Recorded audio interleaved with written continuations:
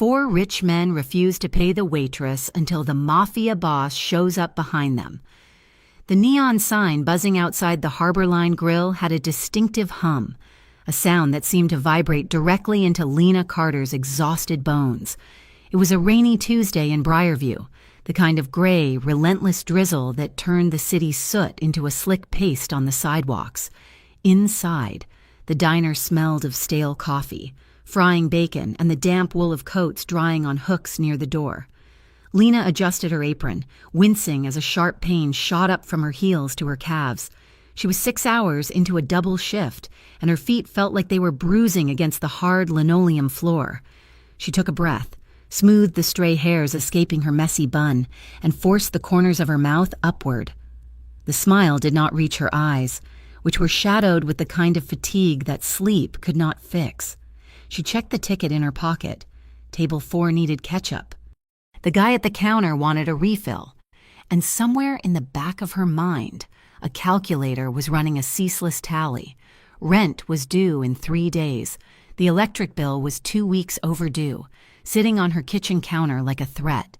And then there was the big one, the frightening, insurmountable number that kept her awake at night. Her mother, Ruth, needed a new round of medication for her heart condition, and the insurance company had sent a letter yesterday politely explaining that this specific brand was no longer covered. Lena grabbed the coffee pot and moved onto the floor. She navigated the narrow aisles between booths with practiced grace, dodging a busboy carrying a tower of dirty plates. She poured coffee for Mr. Henderson, a regular who tipped $2 every single day, regardless of the bill. "How is your mother doing?" "Lena?" "Mr. Henderson asked, blowing on the steam rising from his mug.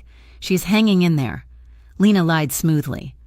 Her voice was steady, betraying none of the panic that tightened her chest whenever she thought about Ruth's pale face or the way her mother's breath hitched after walking just a few steps. "She is a fighter. You know that." She moved on before he could ask more questions. She had perfected the art of the polite deflection. She needed this job. She needed the tips. She needed every single dime that came across these Formica tables. She endured the unsolicited advice from older customers and the leering looks from truck drivers because the alternative was losing the apartment. And if she lost the apartment, she had nowhere to put a sick woman who needed warmth and stability.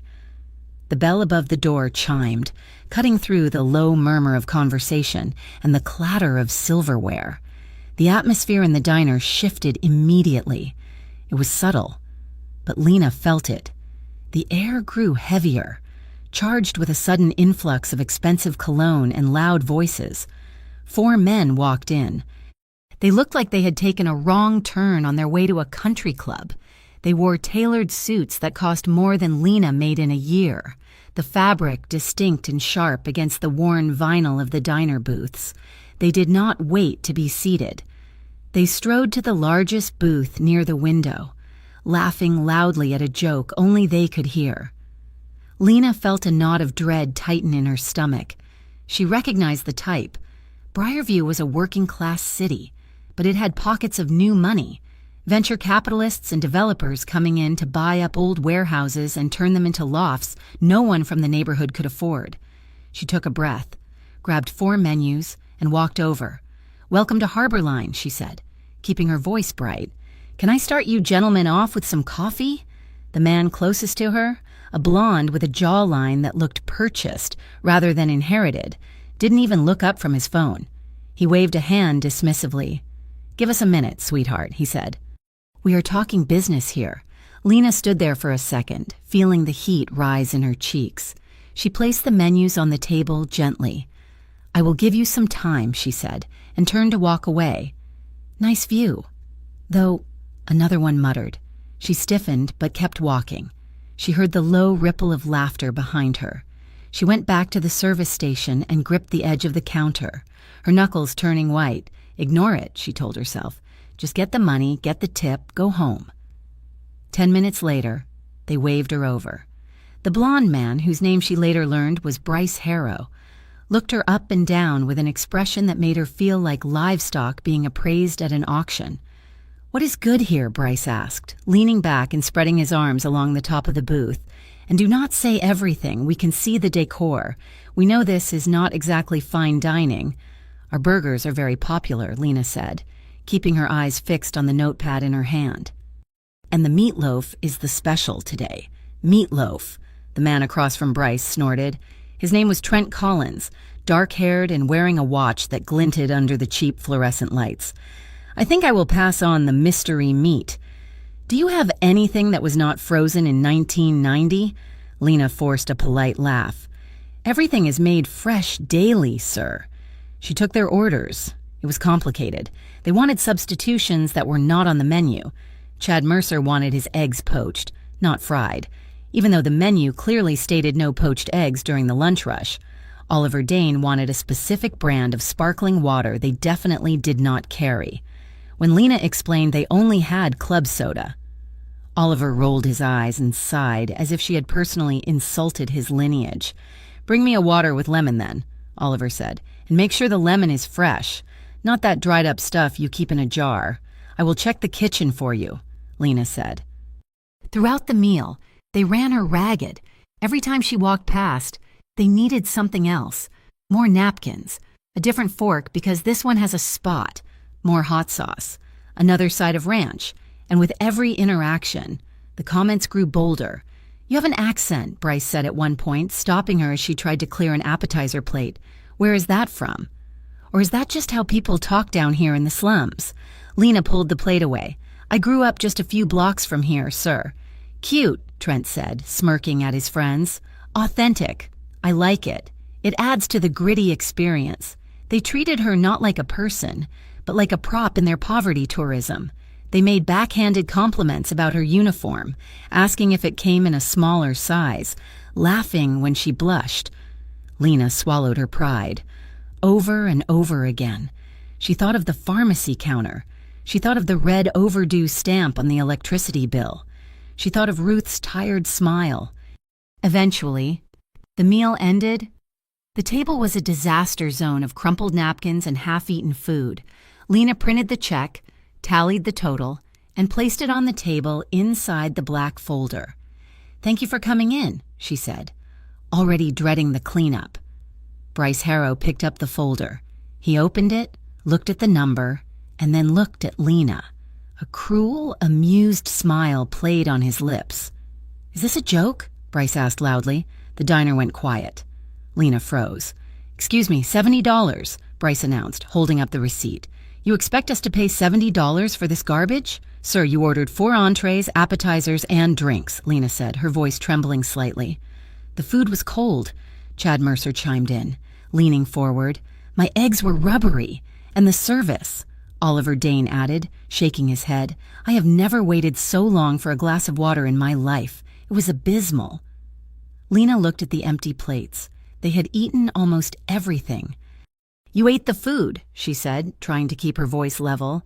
"You did not complain when I checked on you." "We were starving," Bryce said, tossing the folder back onto the table. "But we are not paying for this. It is the principle of the thing."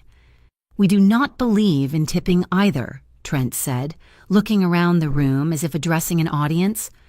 "Why should we subsidize your employer's inability to pay a living wage? The restaurant should pay you, not us. So do not expect anything extra even if we did pay the bill, which we are not doing." Panic flared in Lena's chest. If a table walked out on a bill this size, the policy at Harborline was strict. It came out of the server's tips. $70 was nearly everything she had made today. It was the money for the electric bill. "Sir, please," Lena said, stepping closer. "I cannot void the check just because you decided you did not like it after you ate it. If you do not pay, I have to cover it." Bryce shrugged. "Sounds like a you problem, sweetheart. Maybe you should get a better job." Lena looked toward the counter. Her manager, a nervous, sweating man named Carl, was watching from the pass-through window. He saw the suits. He saw the expensive watches. He looked terrified of a confrontation. He gave Lena a sharp look and mouthed the words, "Fix it." He was not going to help her. He was terrified of bad reviews or a scene that would scare away the few customers they had. Lena turned back to the men. "Please, Just pay the bill." "No," Bryce said. He stood up, buttoning his jacket. "In fact, if you keep bothering us for a few dollars, we are going to leave a review that will shut this dump down. I know people at the health department. I can have inspectors here by tomorrow morning." He moved to walk past her. Lena, desperate and acting on instinct, stepped in his path. She was not trying to be aggressive. She just wanted him to stop. "You have to pay," she said. Bryce stopped. His face darkened. The amusement vanished, replaced by a flash of genuine aggression. He reached out and grabbed Lena's wrist. His grip was shocking, hard and painful, his fingers digging into the soft skin of her forearm. He leaned in close, his breath smelling of the onions from the burger he claimed he hated. "Do not touch me," he hissed, "and learn your place. You little waitress. You are nothing. Get out of my way before I make sure you never work in this town again." Lena gasped, trying to pull her arm back, but he held fast. Tears of humiliation and pain pricked at the corners of her eyes.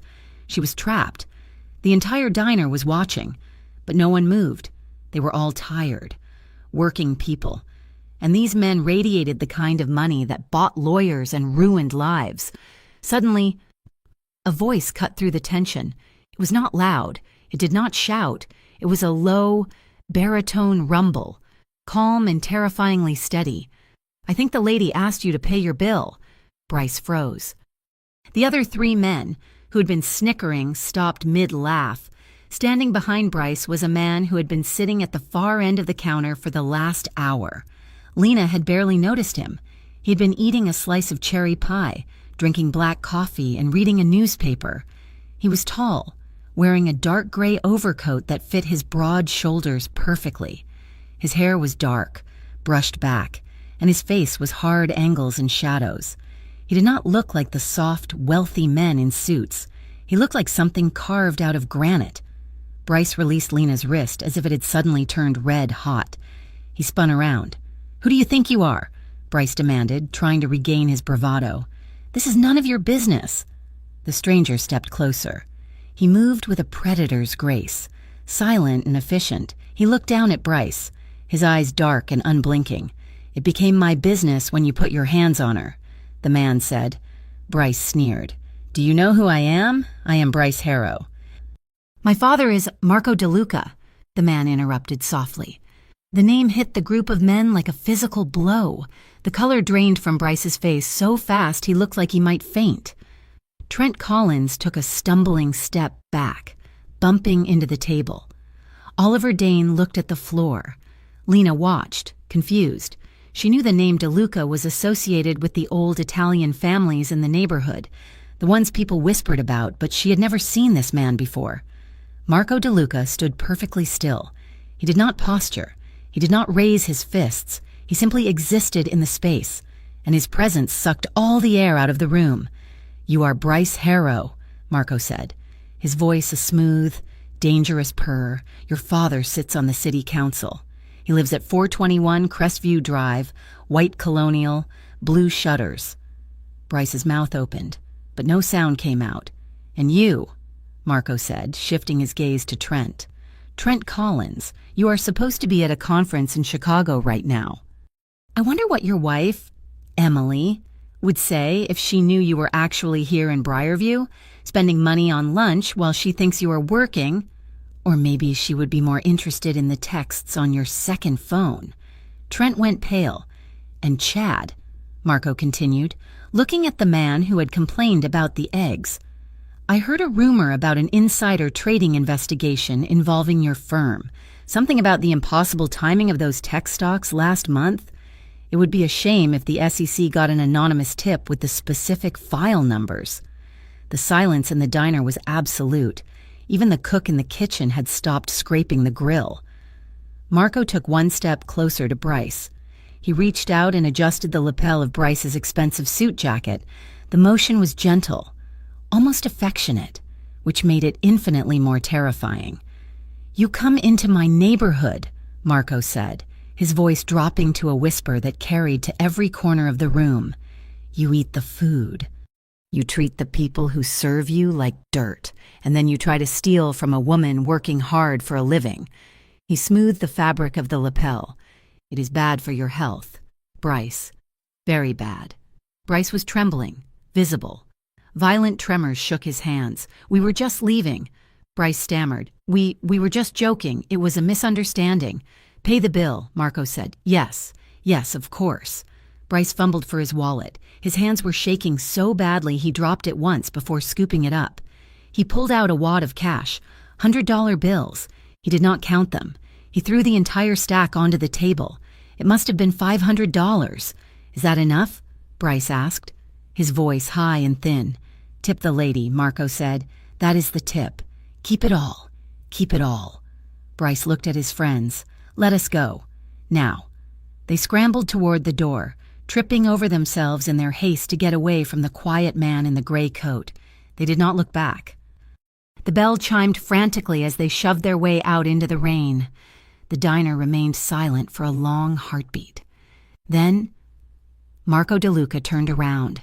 The menace that had radiated from him a moment ago evaporated. His shoulders relaxed. He looked at Lena, and his eyes, which had been hard as flint, softened into a warm, dark brown. He looked at her wrist, where red marks from Bryce's fingers were beginning to form. Are you all right? He asked. His voice was deep and rough, like gravel shifting underwater. Lena let out a breath she didn't know she had been holding. She nodded, though her knees felt weak. Yes. Thank you. You did not have to do that. Marco looked at the cash scattered on the table. He reached out and gathered it into a neat stack.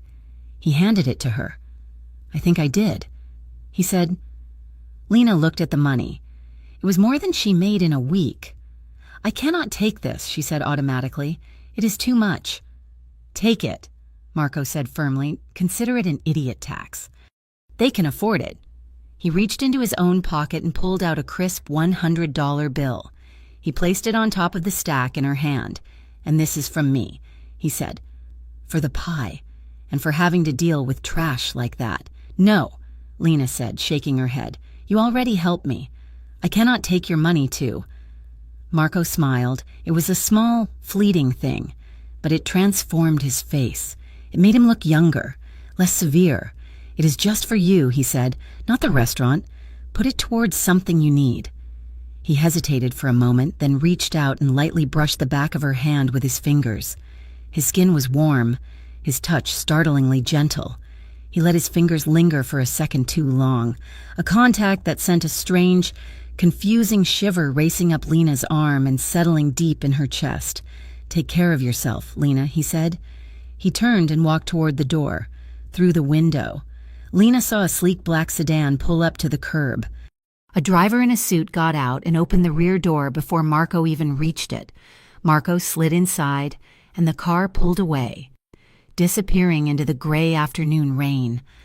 Lena stood there, clutching the stack of cash, her heart hammering against her ribs. She looked at the red marks on her wrist, then at the empty space where Marco had stood. She knew who the DeLucas were. Everyone in Briarview knew. They were dangerous. They were violent. They were the kind of people her mother had always warned her to stay away from. But as she rubbed the spot where his fingers had grazed her skin, Lena realized with a jolt of fear that the man who had just protected her was exactly the kind of danger she had spent her whole life avoiding. And for the first time, she wasn't sure she wanted to run from it. The blue light of the phone screen was harsh against Lena's tired eyes. It was 6 a.m, the sun barely a gray suggestion against the Briarview skyline, but her phone had been buzzing incessantly since 4. She sat on the edge of her mattress, wrapped in a fraying quilt, scrolling through the notifications that had flooded the restaurant's social media page and her own personal feed.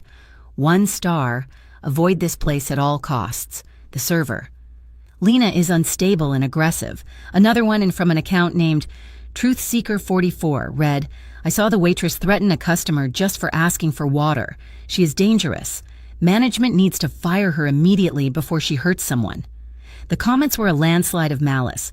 There were dozens of them, posted minutes apart, all using similar language, all clearly orchestrated.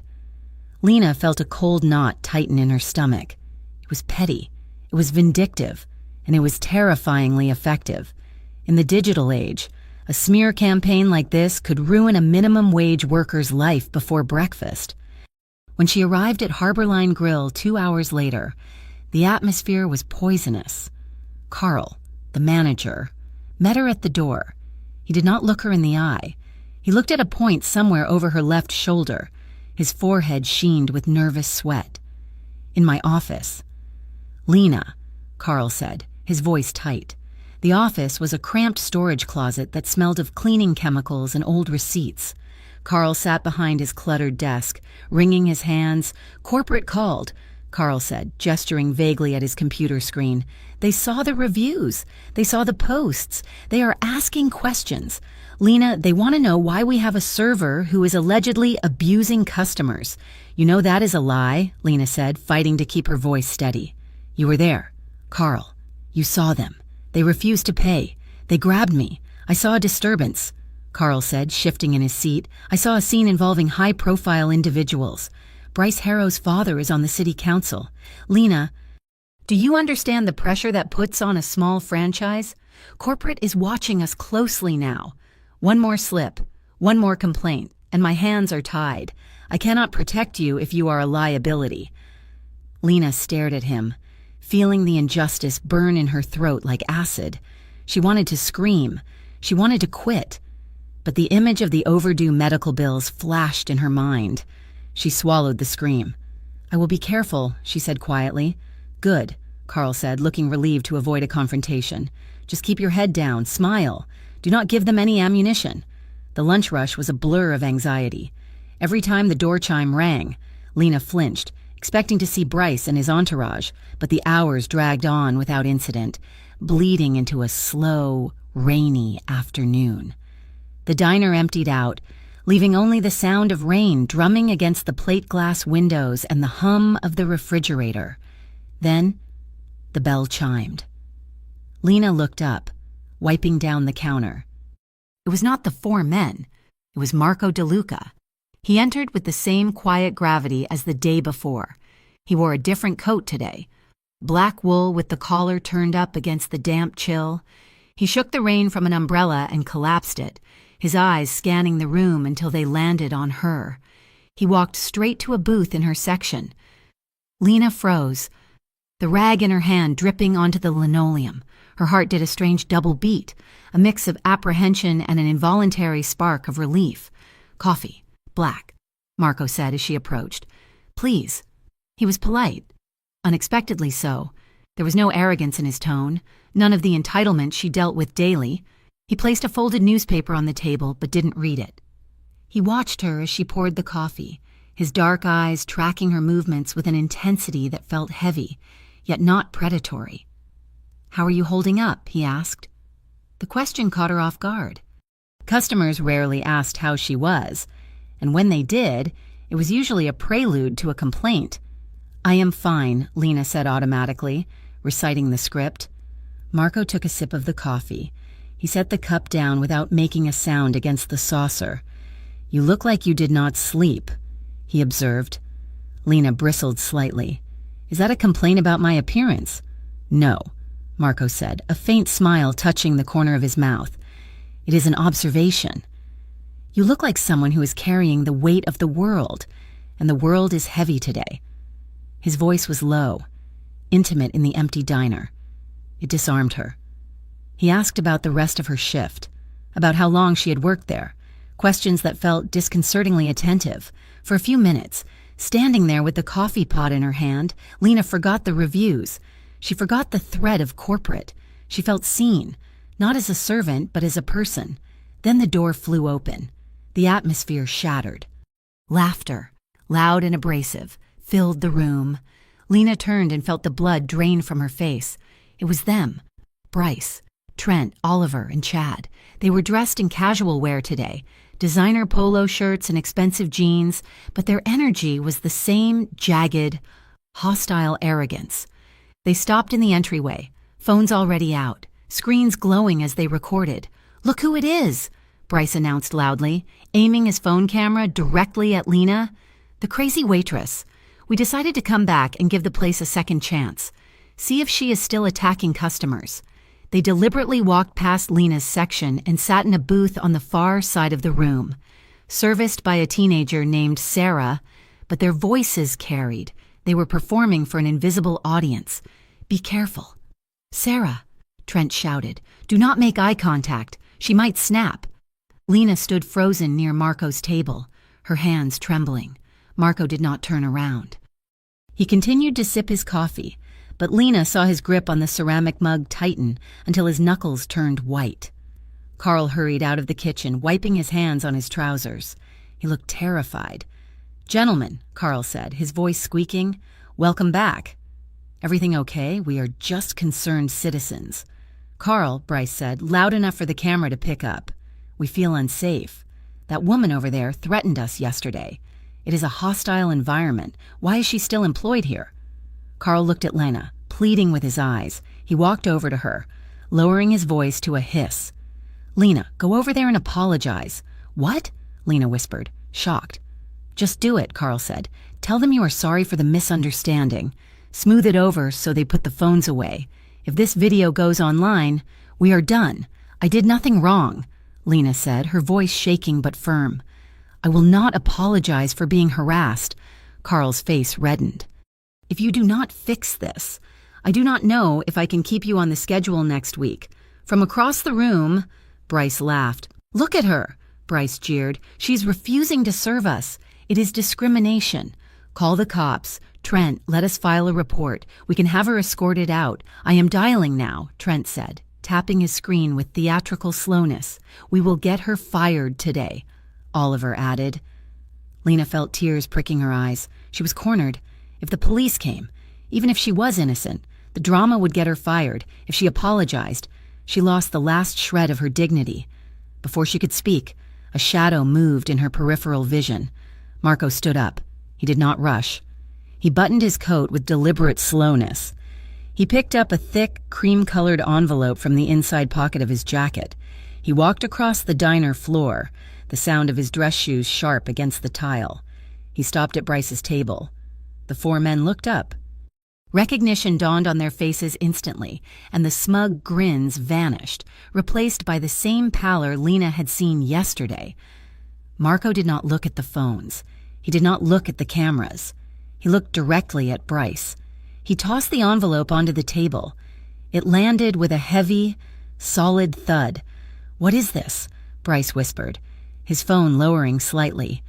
$5,000, Marco said. His voice was not loud, but it cut through the room like a razor. "That covers your meal from yesterday. It covers your meal today. And it covers every meal you might want to eat for the next month." He placed his hands on the edge of the table and leaned in. The temperature in the room seemed to drop 10 degrees. "Consider it a severance package," Marco said. "You are severing your relationship with this establishment, and you are severing your interest in the lady working section too." Bryce swallowed hard, trying to summon his courage in front of his friends. "You cannot bribe us," Bryce stammered, though he eyed the envelope greedily. "You are a criminal. DeLuca, I know who you are. I could ruin you. I could have my lawyers burn down everything you own, legally." Marco's expression did not change. He did not blink. "You have lawyers," Marco said softly. "That is true. But lawyers argue the law. I am talking about facts." Marco tilted his head, his gaze boring into Bryce. "Fact 1. Marco listed, your father's re-election campaign is built on a platform of family values. It would be very unfortunate if the photos of you in the escort service in Atlantic City last month found their way to the local press." Bryce's mouth snapped shut. "Fact 2, Marco continued, shifting his gaze to Oliver. "Your venture capital firm is currently courting the Henderson account. Old man Henderson hates gambling. He would be devastated to learn about your debts in Vegas. Oliver, the ones you are leveraging company assets to cover." Oliver went gray. "And fact 3, Marco said, looking back at Bryce. "People talk. In the clubs, in the boardrooms, in the places where you think you are safe. If you continue to harass this woman, if you post one more lie online, if you even think about her name, the whispers will start. Clients will pull their money. Deals will be canceled mysteriously. Your social calendar will become very empty." Marco straightened up, towering over them. "I will not touch a hair on your heads," he promised, his voice devoid of emotion. "But I will make you radioactive. No one will do business with you. No one will take your calls. You will be rich men with nowhere to go." He tapped the envelope on the table. "Take the money. Delete the posts. Leave." The silence that followed was suffocating. Bryce looked at the envelope, then at his friends. The bravado was gone. They were just four scared boys in expensive suits who had realized they were playing a game they did not understand. Bryce grabbed the envelope. "Let us go," Bryce muttered. They slid out of the booth, heads ducked, shoving their phones into their pockets. They hurried past Lena without looking at her, pushed through the door, and practically ran into the rain. Marco watched them go, then he turned to Lena. The coldness in his face melted away as soon as he looked at her. He offered her a small, apologetic nod, then walked back to his table, left a $100 bill next to his untouched coffee, and walked out of the diner before she could say a word. The rest of the shift passed in a daze. Carl stayed in his office, too ashamed to come out. Lena worked mechanically, her mind replaying the scene over and over. The way Marco had stood there, the absolute stillness of him, the way he had destroyed them without raising a fist. When her shift finally ended, it was dark. The rain had turned into a steady downpour. Lena changed into her street clothes, wrapped her coat tight, and exited through the side door. She walked toward the bus stop, head down, just wanting to be home. Well, look who it is. The voice came from the shadows near the alleyway. Lena's heart stopped. She looked up to see the four men leaning against a silver sports car parked under a flickering street lamp. They were waiting for her. They pushed off the car and surrounded her. They did not touch her, but they crowded her space. Blocking the path to the bus stop, they smelled of alcohol now. They had clearly gone to a bar to nurse their bruised egos. "You think you are special?" Bryce sneered, stepping into her path. "Because you have a Mafia boyfriend fighting your battles?" "He is not my boyfriend," Lena said, clutching her purse strap. "Let me pass. Nobody is going to believe you," Bryce said, laughing bitterly. "A waitress and a gangster." "When things go wrong, and they will, who do you think the police will believe? The councilman's son or the girl dating a criminal?" "We just want to talk," Trent said, moving to block her retreat. "We want to hear you say it. Say you are sorry." Lena's breath hitched. She looked around. The street was empty. Suddenly, the alley was flooded with blinding white light. Headlights. A black sedan roared up the street and screeched to a halt right beside them. The passenger door flew open before the car had even fully stopped. Marco stepped out. This time, there was no pretense of politeness. His expression was deadly calm, but his body was coiled like a spring. He slammed the car door shut, the sound echoing like a gunshot in the wet street. The effect was instantaneous. The men jumped back, stumbling over the curb in their haste to put distance between themselves and him. "We were just talking," Oliver yelped, holding his hands up. "Just talking." Marco did not speak to them. He walked straight to Lena, placing his body between her and the men. He stood there, a human wall, radiating a silent, furious warning. "Get in the car," Marco said to them, not looking back. "Or I stop being polite." Bryce let out a forced, high-pitched laugh. "We are going. We are going. You are crazy, man. We will call our lawyers." They scrambled into the silver sports car, tires spinning on the wet pavement as they sped away, taillights vanishing into the gloom. Marco turned to Lena. The fury in his eyes dimmed, replaced by concern. He scanned her face, checking for injuries. "Did they touch you?" he asked. "No," Lena whispered. She was shaking. The adrenaline was crashing, leaving her knees weak. "No, they were waiting." "I figured they might," Marco said grimly. "I had my driver circle the block just in case. They are cowards. Cowards always wait for the victim to be alone." He gestured to the open back door of the sedan. "Get in. I am taking you home." "I can take the bus," Lena said automatically, though the idea of standing alone at the dark bus stop terrified her. "Lena," Marco said gently, "get in the car." She looked at him.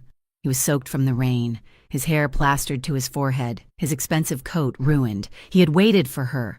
He had come back. She climbed into the car. The interior was a different world. It smelled of leather and cedar. It was warm and quiet, shutting out the noise of the city. Marco slid in beside her, closing the door. "Drive," he told the driver. The car glided forward. For a long time, neither of them spoke. Lena sat with her hands clenched in her lap, staring out the window at the blurring city lights. She felt angry that she needed saving, angry that her life had become this chaotic mess. But beneath the anger was a profound sense of safety she hadn't felt in years. Marco sighed, running a hand through his wet hair. "You rolled your eyes," he said suddenly. Lena blinked, turning to look at him. "What?" "Yesterday," Marco said, a dry amusement coloring his tone. "When Bryce was screaming about his rubbery eggs, you rolled your eyes. It was quick. But I saw it. That was the moment I knew you were tough. Most people would have just cried. You looked annoyed." Lena felt a reluctant smile tug at her lips. He was ridiculous. "I was annoyed," she admitted. He was complaining about poached eggs at a diner. Who orders poached eggs at a diner? Exactly. Marco chuckled. A sociopath. That is who. The tension in the car broke. Lena let out a small laugh, and the sound surprised her. They started to talk. It wasn't the guarded conversation of a customer and a server. It was real. Marco asked about her mother, remembering details she had mentioned in passing days ago. "Is she still on the beta blockers?" he asked. "My aunt had the same condition. The side effects can be rough in the winter." "She is," Lena said, surprised. "She hates the cold. It makes her chest tight." "My mother was the same," Marco said quietly, looking out the window. "We grew up in a place with no heat. Winters were hard. I used to sleep in my coat just so I could give her my blanket." Lena looked at him, seeing the cracks in the armor. He wasn't just a suit and a reputation. He was a man who had been cold. "I thought you were born into money," Lena said. "The DeLuca name." "The name is old," Marco said. "The money is new. We had to fight for everything we have. Sometimes we fought dirty. I'm not proud of all of it, but I remember where I came from. That is why I cannot stand men like Bryce. They think the world owes them something just because they exist." Lena reached forward to adjust the climate control vent, feeling a chill. At the same moment, Marco reached to do the same for her. Their hands brushed. It was a light contact, skin against skin, but it felt electric. Lena froze. The heat of his hand seemed to sear into hers. She pulled back instinctively, her breath catching. Marco did not pull back immediately. He paused, his hand hovering near the vent, his eyes shifting to hers. "Sorry," she murmured, feeling a flush climb up her neck. "Do not be," Marco said softly. He glanced at her, and for a second, the air in the car was thick with unspoken things, a spark of attraction, undeniable and dangerous, arced between them. He offered a faint, knowing smile that made her heart race, then settled back into his seat. The car pulled up to her apartment building. It was a run-down brick structure, the streetlights buzzing overhead. Marco insisted on walking her to the door. They walked up the dim stairwell to the third floor. The hallway was quiet, smelling of old carpet and cooking onions. At her door, Lena fumbled for her keys. She turned to face him. He seemed too large for the narrow hallway, his presence filling the space. "Thank you," she said, clutching her keys. "For everything, for the money, for the ride. You really did not have to—" "I did," Marco said. He stepped closer. The distance between them vanished. Lena looked up at him, her back pressing against the wooden door. He was close enough that she could feel the warmth radiating from him, close enough to see the flecks of gold in his dark eyes. "You did good today." "Lena," he said, his voice a low rumble. "You stood your ground. Most people would have caved." He reached up. His hand moved slowly, giving her time to pull away, but she didn't. He gently tucked a loose strand of hair behind her ear. His fingertips grazed her cheek. Rough skin, gentle touch. Lena's breath caught in her throat. Her heart was pounding so hard she was sure he could hear it. She watched his gaze drop to her lips, then back up to her eyes. The air crackled. She thought, for one wild, suspended second, that he was going to kiss her. She wanted him to. Instead, Marco lowered his hand. He took her hand in his, turned it over, and brought her knuckles to his lips. It was an old-fashioned gesture, courtly and strange for a modern crime boss, but it made her knees weak. His lips were warm against her skin. "Call me if they bother you again," he murmured against her hand. He released her, stepped back, and turned to walk down the hallway. "Good night, Lena." "Good night," she whispered. She watched him disappear down the stairs, the sound of his footsteps fading. She stood there for a long time in the dim hallway, touching her cheek where his hand had been, torn between the terrifying reality of who he was and the undeniable safety she felt when she was with him. The envelope on the desk was white, crisp, and bore the corporate logo of the restaurant chain in embossed blue ink. It sat on the scarred formica surface of the manager's desk like a judge's gavel. Lena stared at it, the fluorescent hum of the office light buzzing in her ears like a trapped insect. "It has been a difficult decision," Carl said, refusing to meet her eyes. He was shuffling papers that did not need shuffling, his hands trembling slightly. "But corporate has been flooded with complaints, formal complaints. Lena, not just Yelp reviews." Lena felt the blood drain from her face, leaving her cold and numb. "Complaints about what?" she asked, her voice sounding thin and far away. "I did my job. I did everything you asked. They are saying you orchestrated the intimidation," Carl muttered, finally looking up with eyes full of guilty panic. "The lawyers for Mr. Harrow contacted headquarters. They claim you have ties to organized crime and use those ties to threaten customers on the premises. They are using words like harassment and hostile environment. That is a lie," Lena said, her voice rising. "You were there. Carl, you saw them refuse to pay. You saw Bryce grab my arm. You wanted me to apologize to them." "I have to protect the business," Carl snapped, his fear turning into defensive anger. "We cannot have the police coming here every other day. We cannot have city councilmen threatening our liquor license. Corporate gave the order this morning. You are a liability."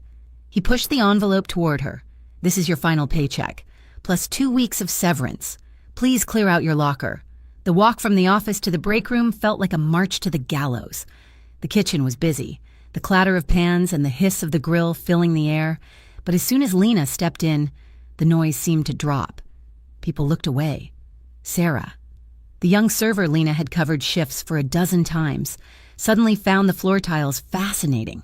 The line cook, who usually joked with her about the terrible coffee, turned his back to scrub a pristine counter. They knew. The rumors had spread like black mold. Lena the trouble. Lena the mob girl. Lena the one who would bring the police down on all of them. She opened her locker with shaking hands. Her spare apron, a bottle of ibuprofen, a photo of her mother taped to the inside of the door. She peeled the photo off, the tape tearing with a sharp zip that sounded too loud in the silent room. She placed her things into a small cardboard box. No one said goodbye. No one looked up as she walked out the back door, the heavy metal slab slamming shut behind her with a finality that made her flinch. Outside, the parking lot was gray and swept by a biting wind. The damp cold cut through her thin coat. Lena walked to the edge of the pavement and stopped, gripping the cardboard box until her fingers ached. The injustice of it, the sheer crushing weight of her reality, crashed down on her. She had done nothing but work. She had swallowed her pride, taken the abuse, and tried to survive. And for that, she was standing in a parking lot with $70 to her name and a mother waiting at home for medicine they could no longer afford. She let out a scream of frustration, a raw, ragged sound that was swallowed by the wind. Tears hot with anger spilled over her cheeks. "Damn them," she sobbed, kicking a loose piece of gravel. "Damn them all." The low rumble of an engine approached, tires crunching on the wet asphalt.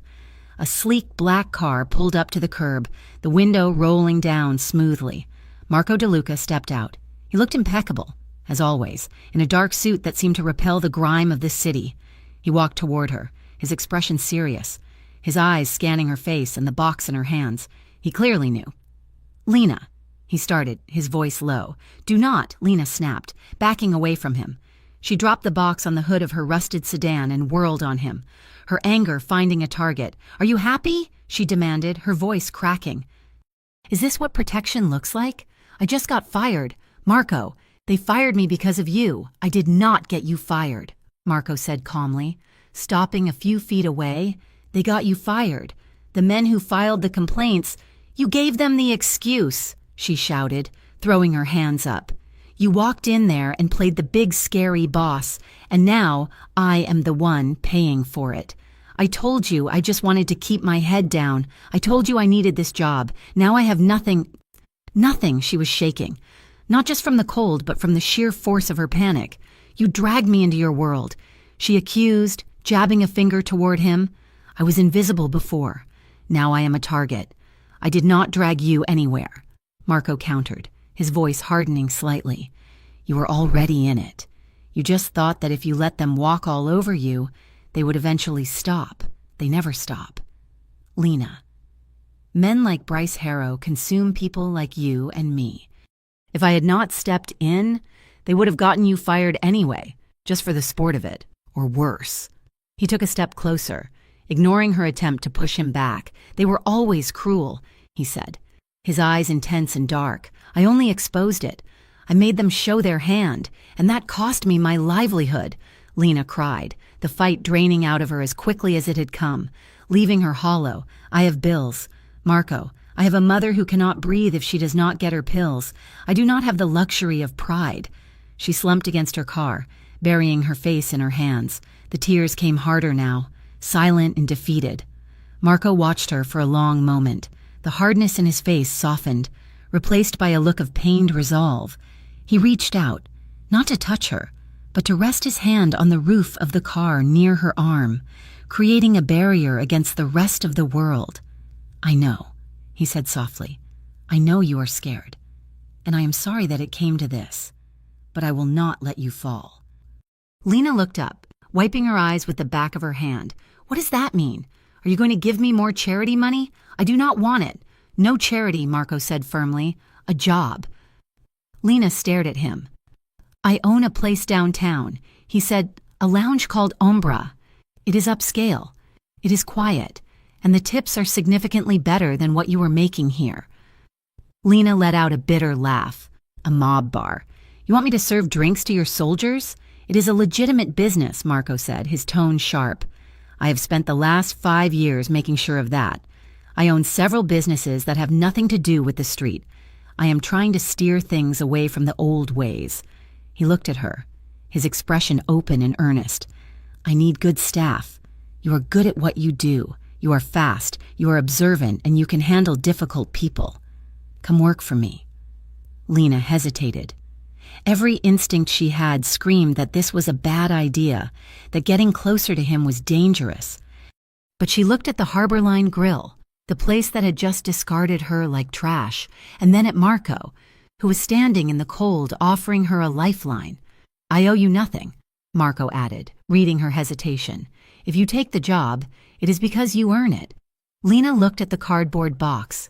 She took a deep breath, the cold air stinging her lungs. "I will look at it," she said warily. "That is all.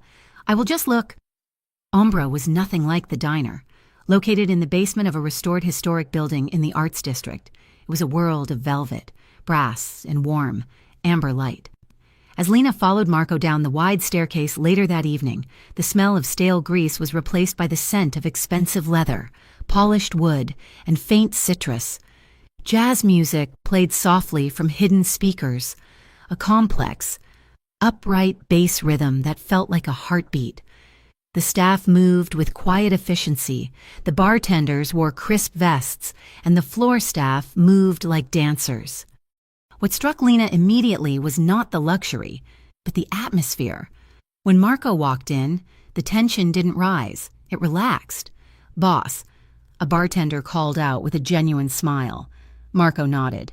"Hey, Tony, how's the wrist?" "Better. Thanks to that specialist you recommended," Tony said, shaking a cocktail shaker. Marco guided Lena through the room. He stopped to talk to a line cook who had poked his head out, asking about his daughter's grades. He stopped by the hostess stand and signed a check for a young woman who looked to be in college.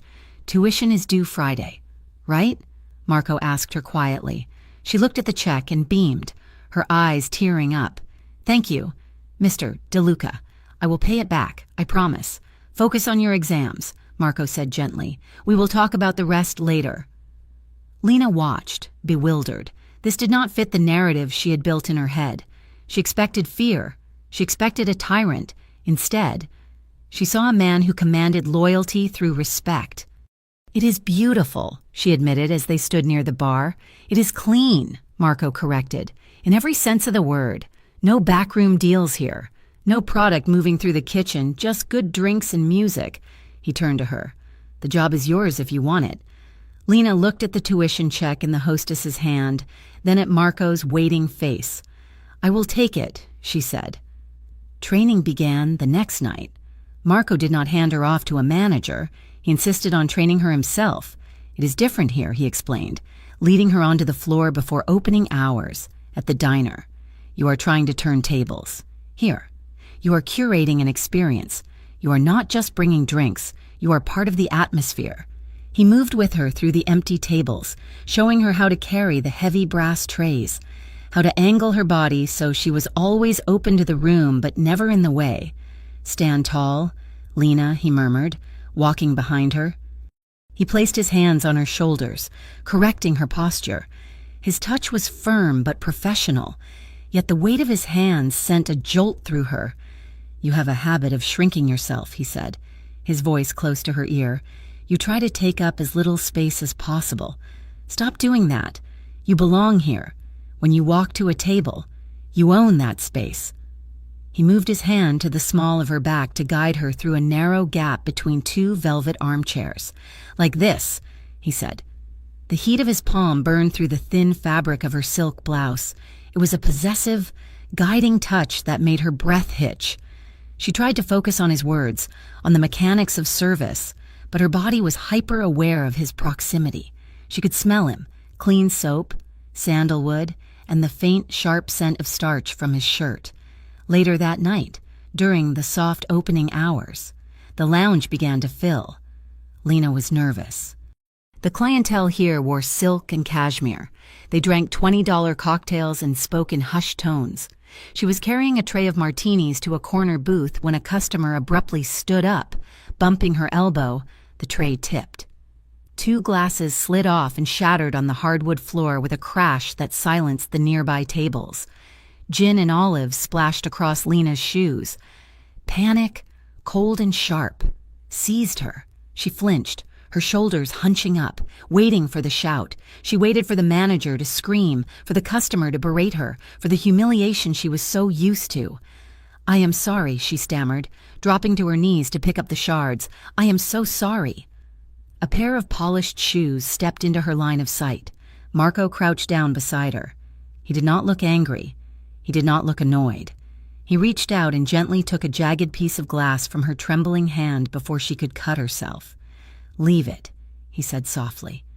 But I dropped it, Lena whispered, her eyes wide with fear.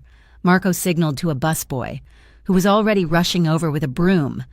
Everyone drops a tray sometimes, Marco said, his voice calm and reassuring. It is just glass. Lena, it is not the end of the world. He took her elbow and helped her stand. He looked at her flinching posture, his dark eyes filling with a sudden, fierce emotion that looked like pain. He looked like he wanted to pull her into his arms, to physically shield her from the memory of whoever had made her so afraid of a simple mistake. His jaw tightened, a muscle jumping in his cheek as he restrained himself. Go to the back and check your shoes for glass, he said gently. Take a minute. Breathe. You're doing fine. The kindness disarmed her more than any anger could have. Her eyes stung with sudden tears. She nodded and hurried to the back, her heart aching with a strange, confusing gratitude. The lounge closed at 2 a.m. The last customers drifted out into the night, and the staff began the cleanup ritual. By 3, it was just the cleaning crew, Marco and Lena. Marco was behind the bar, counting the till. Lena was folding napkins at a corner table. Come here, Marco called out softly. She walked over. He poured 2 glasses of amber liquid, an expensive whiskey that caught the low light. To celebrate, he said. sliding a glass toward her. "Celebrate what?" Lena asked, sitting on a bar stool. "I broke 2 glasses. You did not quit," Marco said, raising his glass. "That is a victory." They drank in the quiet of the empty room. The whiskey was smooth, warming her chest. The exhaustion of the week began to bleed away, replaced by a comfortable haziness. Marco leaned his elbows on the bar, looking at her. "Tell me about her," he said. "Your mother." Lena looked into her glass. She is everything. She worked 3 jobs when I was a kid, so I could have new shoes for school. My father left when I was 6. He could not handle the responsibility, I guess. So it was just us, now that she is sick. It feels like it is my turn to carry her, but I am not as strong as she was. "You are stronger than you think," Marco said. "Most people would have broken by now. You are still standing." He took a slow sip of his drink. "My brother, Dante, was the one who was supposed to run things," Marco said, his voice dropping. He was charismatic, loud. Everyone loved him, but he loved the life too much. The parties, the drugs. Marco swirled the liquid in his glass, staring at a memory. "He overdosed 5 years ago. I found him. After that, I took over. I made a promise to myself that I would change the business. I cut out the dealers. I stopped the protection rackets on the small shops. I moved everything I could into places like this." He looked at Lena, his eyes intense. "I am not a saint. Lena, I have done things I have to answer for. But I am trying to build something that does not destroy the people inside it." A slow jazz track began to play over the speakers, a melancholic, sultry saxophone melody. The cleaner was testing the sound system in the back office. Marco listened for a moment, then set his glass down. He stood up and walked around the bar. He stopped in front of Lena and extended his hand, executing a small, playful bow. "Humor me," he said, a crooked smile softening his face. "I never get to dance with anyone who is not trying to negotiate a deal or kill me." Lena laughed, a nervous, breathless sound. "Here? Now?" "Why not?" Marco said. "The music is free." She took his hand. His grip was warm and solid. He pulled her gently from the stool, drawing her into the center of the room where the floor was empty. He placed one hand on her waist, his fingers splaying wide, firm but careful. Lena rested her left hand on his shoulder, her right hand clasped in his. They began to move. It was a slow, easy rhythm. Lena was stiff at first, conscious of the space between them, but Marco moved with a natural grace that made it easy to follow. He guided her effortlessly, turning her in the dim light. "Relax," he murmured. She took a breath and let her body soften against the movement. Her cheek brushed his shoulder, the wool of his suit scratching softly against her skin. She could smell the whiskey on his breath, mixed with that clean, masculine cologne. She felt the steady beat of his heart through his shirt where her chest grazed his. It was a strong, rhythmic thud that seemed to sync with the bass in the music. Marco pulled her slightly closer. The world outside the lounge, the bills, the threats, the rich men, seemed to dissolve. There was only the warmth of his body and the steady rhythm beneath her feet. Lena moved her hand from his shoulder to the back of his neck, her fingers curling lightly into the short hair at the nape. She felt Marco shudder slightly at the touch, his hand at her waist tightening just a fraction. They stopped moving. Though the music continued, they were standing still in the center of the room, swaying slightly. Marco looked down at her. His eyes were dark, searching. The playfulness was gone, replaced by a raw hunger that took her breath away. Lena looked up. Her gaze dropped to his mouth, then back to his eyes. The air between them was thick, charged with a magnetic pull that was terrifying and exhilarating. Marco lowered his head slowly. Lena did not pull away. She leaned in a fraction, her lips parting, her heart racing so fast she felt dizzy. She wanted this. She wanted the danger and the safety all at once. His breath ghosted against her lips. "Marco," she whispered. "Lena," he breathed back. Just as the distance between them closed to nothing, the heavy oak door of the lounge banged open. "Marco!" The voice was sharp and urgent. They sprang apart as if burned. Marco spun around, his hand instinctively going to his waistband before he recognized the intruder. It was Nico, Marco's second in command. He stood in the doorway, breathless, rain dripping from his coat. "Nico," Marco said, his voice ragged, trying to regain his composure. "This had better be important." "It is," Nico said, walking quickly toward them, his face grim. "We have a problem, a big one." "What is it?" Marco asked, the softness of the dance vanishing instantly, replaced by the cold steel of the boss. "Our guys spotted Bryce Harrow and his friends an hour ago," Nico said, glancing at Lena with an apologetic look. "They were at a warehouse down by the docks. They were meeting with Silas Vane." Marco went still. The color drained from his face. "Vane?" Marco asked sharply. "The fixer?" "The same," Nico confirmed. "And they were not just talking. Vane's people are already moving. They are setting up a narrative. Marco, they are going to frame you, and they are going to use her to do it." Nico pointed at Lena. The spell of the evening shattered completely. The warmth of the whiskey turned to ice in Lena's stomach. She looked at Marco. Seeing the realization dawn on his face, the quiet bubble they had found in the music was gone, popped by the sharp reality of the war coming for them. Marco looked at Lena. His jaw set hard. "We have to go," he said. "Now." The war began not with bullets, but with paperwork. It started on a Tuesday, 3 days after the incident at the diner. Marco DeLuca stood in the center of Ombra, his hands clasped behind his back, watching a city inspector with a clipboard pick through the immaculate wiring of the sound system. The inspector, a man named Miller who smelled of stale cigarettes and nervous sweat, was sweating because he knew exactly whose bar he was auditing, and he knew exactly why he was doing it. "I am sorry, Mr. DeLuca," Miller muttered, avoiding Marco's gaze, "but this wiring, it is not up to the new code. Subsection 4, paragraph 2, I have to write it up." Marco did not move. He simply watched. "How much?" Marco asked quietly. Miller flinched. "It is not a fine, sir. It is a cease and desist. You have to close until it is re-inspected." Marco's eyes narrowed. Closing for a week would cost him thousands, but more than that, it was a message. Nico stepped up beside Marco as the inspector scurried out the door, pasting a neon orange notice on the glass. "It is Bryce Harrow," Nico said, his voice low and grim. "We ran the connections. His father is Councilman Harrow. He sits on the zoning board. He makes the budget for the police department, and he just fast-tracked an investigation into every property you own." Marco stared at the orange sticker. "So the boy went crying to his daddy." "It gets worse," Nico continued. "We spotted Silas Vane leaving the councilman's office this morning." Marco's jaw tightened. Silas Vane was a fixer, a ghost. He was the man you called when you wanted to destroy someone's reputation without leaving fingerprints. Vane did not use guns. He used rumors, lawsuits, and the press.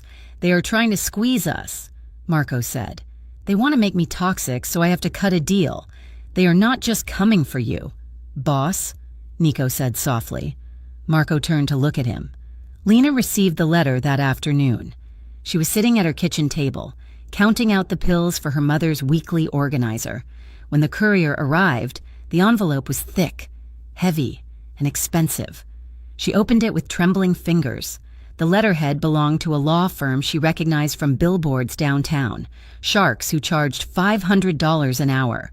The words swam before her eyes. Defamation of character, slander, malicious intent. The letter accused her of coordinating a smear campaign against Bryce Harrow and his associates. It claimed she had conspired with known criminal elements to extort money from them in the diner. It threatened a lawsuit for damages totaling $200,000 if she did not sign a formal retraction and admission of guilt within 48 hours. But the line that made her blood run cold was at the bottom. "We are also in possession of evidence linking you to organized crime syndicates, which we will be forced to turn over to the district attorney." Lena dropped the letter. It fluttered to the table, landing next to the heart medication she could barely afford. They were framing her. They were going to ruin her life, drag her name through the mud, and maybe even send her to jail, just because she had dared to ask them to pay for their burgers. She felt trapped between two terrifying worlds. On one side, the crushing, faceless power of politics and money. On the other, the dark, violent gravity of Marco DeLuca. She needed air. "I am going to the pharmacy. Mom," she called out, her voice sounding tight. Ruth, wrapped in blankets on the sofa, nodded sleepily. "Be careful, Lena. It is getting dark." The walk to the pharmacy was usually a way for Lena to clear her head. The cold evening air, the smell of damp pavement, the rhythm of her own footsteps, it usually calmed her. But tonight, the shadows stretched long and thin, looking like grasping fingers. She picked up the refill for Ruth's beta blockers. The pharmacist gave her a pitying look when she paid with a crumpled stack of small bills. But Lena barely noticed. Her mind was racing. $200,000. She didn't even have $200. She walked home, taking the shortcut through an alley that ran behind the old textile factories. It was narrower here, the streetlights broken and flickering. A car engine purred behind her. Lena stopped. The sound stopped. She started walking again. Faster. The engine revved, low and predatory. She glanced over her shoulder. A gray SUV was creeping along the curb, matching her pace. The windows were tinted dark, impenetrable. Panic spiked in her chest. She turned the corner, heading toward the main road, but the SUV accelerated, cutting across the sidewalk and blocking her path. Two men climbed out. They did not look like Bryce and his friends. These men were older, thicker, wearing cheap suits that didn't fit. They had the dead-eyed look of men who hurt people for a paycheck. "Miss Carter?" the driver asked. He had a smile that did not reach his eyes. "Who are you?" Lena asked, clutching the paper pharmacy bag to her chest. "Private investigators," the man said, flashing a badge that looked like it came from a costume shop. "We're working for the Harrow family. We just want to talk. I have nothing to say to you," Lena said, stepping back. "Leave me alone." "We just have some questions," the second man said, moving to flank her. "About your relationship with Marco DeLuca. We have a statement here for you to sign. It says he forced you to lie about Mr. Harrow." "I am not signing anything," Lena said, her voice shaking. The first man stepped closer, invading her personal space. The smell of stale tobacco and mint gum was overpowering. "You know, Lena, things could get very difficult for you," he said softly. "And for your mother, we know she is sick. Stress is very bad for a heart condition." Lena gasped. "Is that a threat?" "It is just advice," the man said. He reached out and took hold of her upper arm. His grip was loose, but heavy, a reminder of how easily he could hurt her if he wanted to. "Why don't you get in the car? We can talk where it is warm." "Let go of me," Lena cried, trying to pull away. The man tightened his grip. "Do not make a scene. Sweetheart, just get in the—" A roar cut through the air. It wasn't a car engine.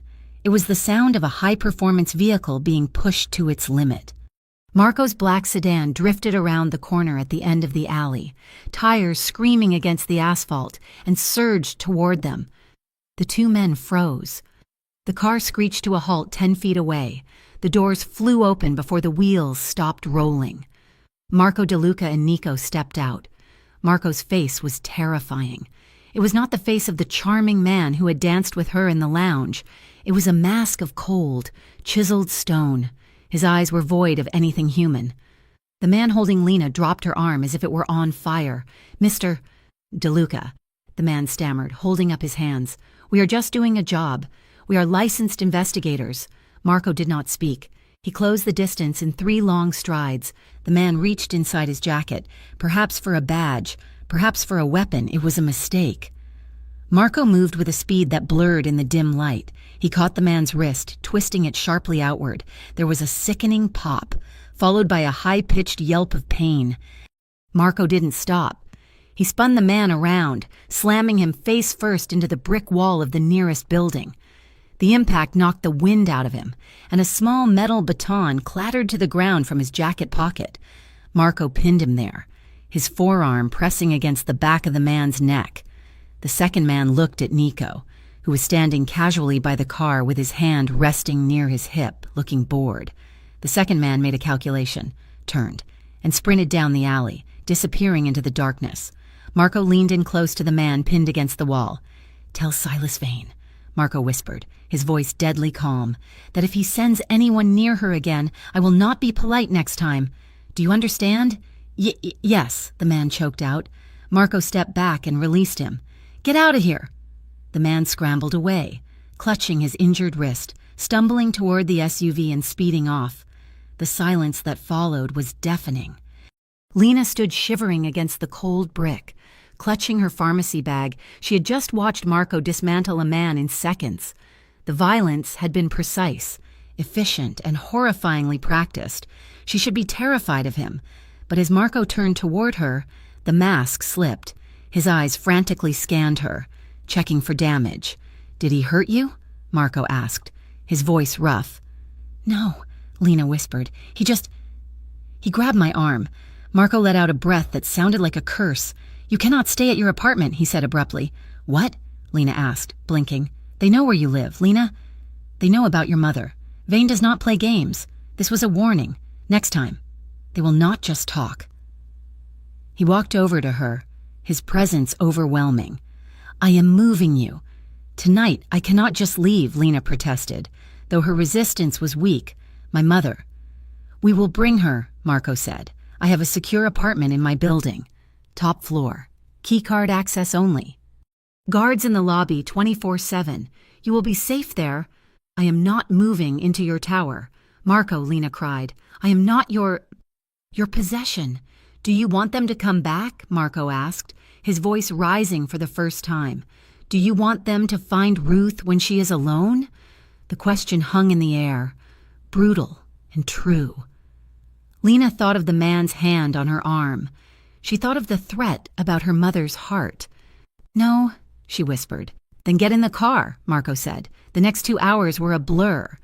They picked up Ruth, Marco charming her with a story about a gas leak in their building that required a temporary relocation to a corporate suite. Ruth, groggy and trusting, went along with it. Marco's building was a fortress of glass and steel in the center of the city. The apartment he brought them to was beautiful. Floor-to-ceiling windows, modern furniture, a kitchen bigger than Lena's entire previous apartment. But to Lena, it felt like a cage. Once Ruth was settled in the guest bedroom and asleep, the silence in the living room grew thick and heavy. Marco stood by the window, looking out at the city lights. Lena stood by the kitchen island, her arms crossed, vibrating with adrenaline and resentment. "This is insane," Lena said, breaking the silence. "It is necessary," Marco replied without turning. "Is it?" Lena asked, her voice shaking. "Is it necessary that I lose my home, that I have to hide in a fortress because of you? Because of them," Marco corrected, turning to face her. "Stop saying that," Lena shouted. "You escalated this. Marco, you embarrassed them, you threatened them, and now they are hunting me to get to you.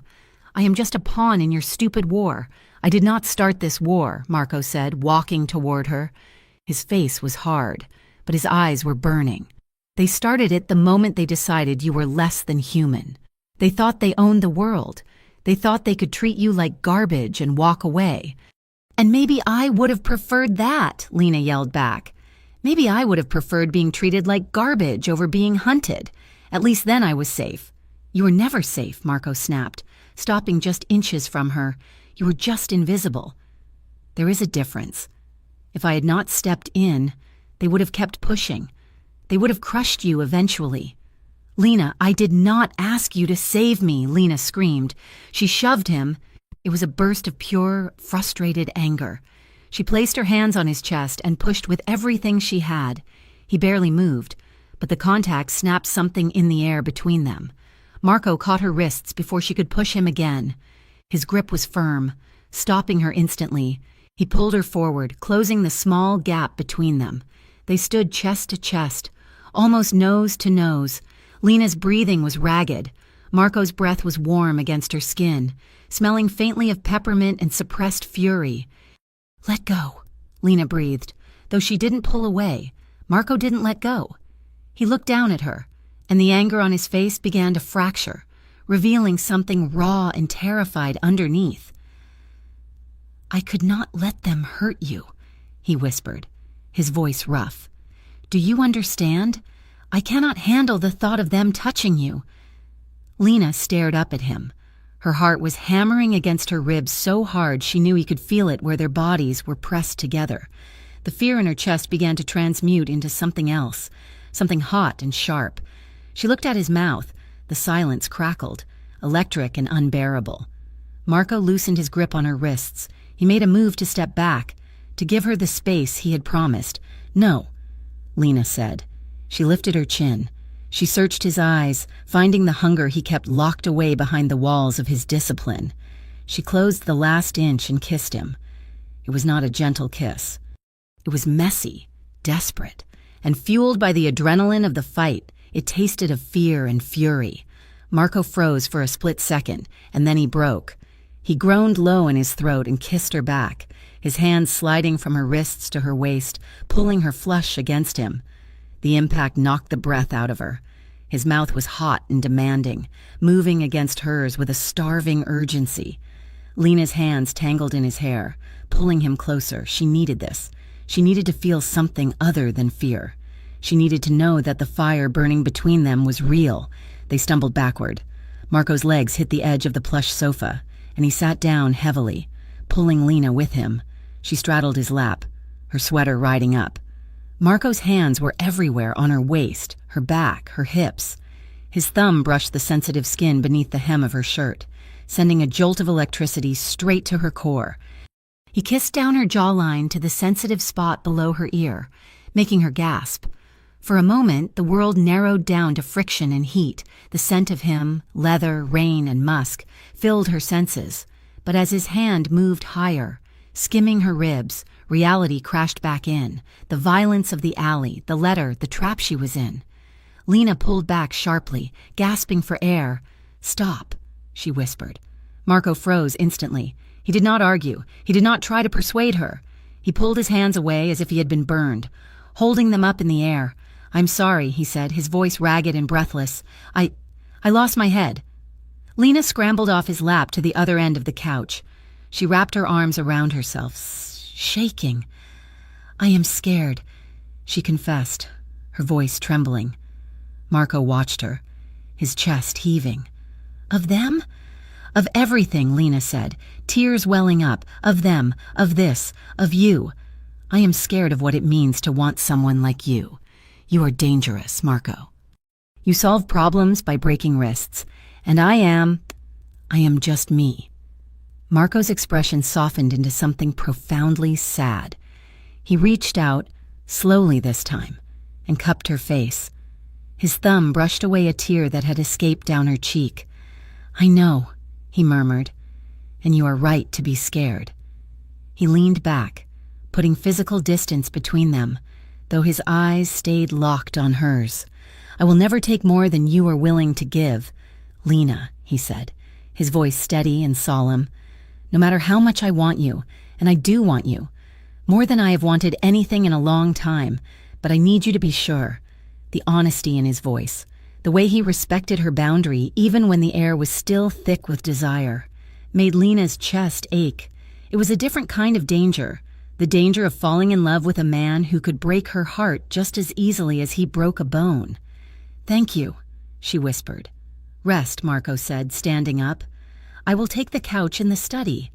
You take the bedroom with Ruth. No one gets in here. Lena, you are safe tonight." He walked away, leaving her sitting in the dark living room, her lips still tingling from his kiss. 3 floors down, in the parking garage, a man stood in the shadows between 2 concrete pillars. It was Vinny, one of Marco's lieutenants. He had been passed over for a promotion last month, and he had been grumbling about Marco's softness ever since the boss had started cleaning up the business. Vinny checked his watch, then pulled a burner phone from his pocket. He dialed a number he had memorized, but never saved. "It is done," Vinny whispered into the phone. "She is in the penthouse, top floor, on the other end of the line." Silas Vane sat in a quiet office, a smile spreading across his thin face. "Good," Vane said. "And the security protocols?" Vinny looked around nervously. "I am sending the shift schedules now. There is a 10-minute window at shift change tomorrow afternoon where the rear exit is blind." "Excellent," Vane said. "Your payment is in the usual account." Vinny hung up and deleted the call log. He looked up toward the penthouse, a flicker of guilt crossing his face, quickly replaced by resentment. "It is for the best," he muttered to himself. "The boss needs to wake up. This girl is going to get us all killed anyway." He turned and walked away, unaware that his betrayal had just set the clock ticking on a tragedy. The apartment was suffocating. It had been 2 days since Marco had moved Lena and her mother into the high-security penthouse, and the silence of the place was beginning to fray Lena's nerves. She looked out the window at the bustling street below, feeling like a bird in a glass cage. "I need to go out," she muttered to herself. Ruth was napping, the rhythmic hum of the air purifier the only sound in the room. Lena checked the fridge. They were out of milk, and Ruth's prescription needed to be picked up from the pharmacy down the street. It was a simple errand, a normal errand. She grabbed her coat. She didn't want to bother Marco's guards. She didn't want to be the helpless damsel who needed an escort to buy a gallon of milk. She needed to prove to herself that she still had agency, that she wasn't just a pawn in this dangerous game. She slipped out the service entrance during the shift change, just as she had seen the cleaning staff do. The alley was quiet. She walked briskly toward the pharmacy, the cold air feeling sharp and clean in her lungs. She felt a surge of small victory. See, she was fine. She picked up the prescription and a few groceries. On the walk back, she hummed a tune to herself, clutching the paper bag. A gray van turned the corner slowly. It was just a van. A delivery vehicle? Probably. Lena kept walking. But as it pulled up alongside her, the side door slid open with a harsh metallic rasp. Before Lena could turn her head, arms grabbed her. They were strong, rough, and smelled of gasoline. A gloved hand clamped over her mouth, stifling her scream before it could leave her throat.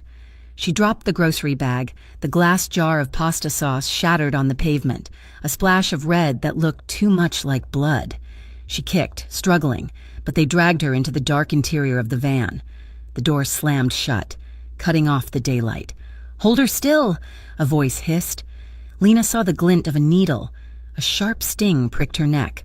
"No," she tried to say, but her tongue felt thick and heavy. The world began to tilt. The faces of the men blurred into gray smudges. The last thing she felt was the vibration of the engine as the van sped away, carrying her into the dark. Marco walked into the security monitoring room of his building, holding 2 coffees.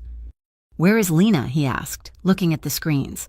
The guard on duty, a young man named Eric, frowned. "She's in the apartment, boss. I haven't seen her leave." Marco felt a cold prickle of unease. Check the cameras. He dialed Lena's number. It went straight to voicemail. Eric began cycling through the feeds, the hallway, the elevator, the service entrance. "There," Eric said, pointing. The footage was grainy, but Marco saw it clearly. Lena slipping out the back door at 3:15. Panic, cold and sharp. Seized his chest. "Check the street cameras," Marco barked. "Now!" Eric typed frantically. He pulled up the external feed from the alley. Marco watched in horror as the gray van pulled up. He saw the struggle. He saw Lena being dragged inside. He saw the grocery bag hit the ground. "No!" The roar tore out of Marco's throat. He grabbed the heavy steel chair next to him and hurled it across the room. It smashed into the wall with a deafening crash, leaving a dent in the drywall. The guards froze. They had never seen Marco lose control like this. "Get the license plate," Marco shouted, his breathing ragged. "Lock down the building. Call Nico. Get everyone we have on the street now." He braced his hands on the console, his head hanging low. The guilt hit him like a physical blow. He had promised. He had looked her in the eye and told her she was safe. And because of a 10-minute gap in his own security, because he had failed to protect her from her own need for freedom, they had her. "Find them," Marco whispered, his voice trembling with a terrifying rage. "Find them, or I burn this city down." Lena woke to the smell of damp wood and expensive cologne.